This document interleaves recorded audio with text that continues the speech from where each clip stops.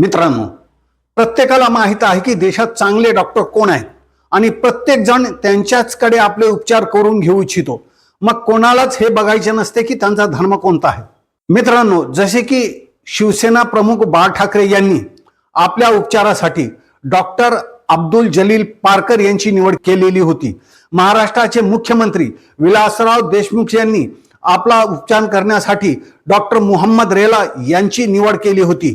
याच प्रकारे वकिलांबद्दलही हेच सत्य आहे. काँग्रेसच्या अनेक हिंदू नेत्यांनी आपली पैरवी करण्यासाठी ब्रिटिश कोर्टामध्ये बॅरिस्टर मोहम्मद अली जिना यांची निवड केली होती. असेच जर आज मुसलमानांच्या हाती ज्या काही संस्था, संघटना, खाजगी प्रतिष्ठाने, दुकाने आहेत, त्यात त्यांनी जर इस्लामी नैतिक आदर्श आचारसंहितेचे पालन करत न्याय स्थापन केला आणि लोकांचे कल्याण करणारी पॉलिसी अडॉप्ट केली, तर आपण बहुसंख्य बांधवांना त्याचा अनुभव देऊ शकतो. आणि एकदा त्यांना अनुभव आला तर ते याच मध्ये नाही तर आपले नेतृत्व करण्याची संधी तुम्हाला देऊ शकतात. यापूर्वी अब्दुल रहमान अंतुले आणि आज बॅरिस्टर असदुद्दीन अवेसी यांना बहुसंख्य बांधवांनी मान्यता दिलेलीच आहे, यांच्या नेतृत्वाला मान्यता दिलेलीच आहे.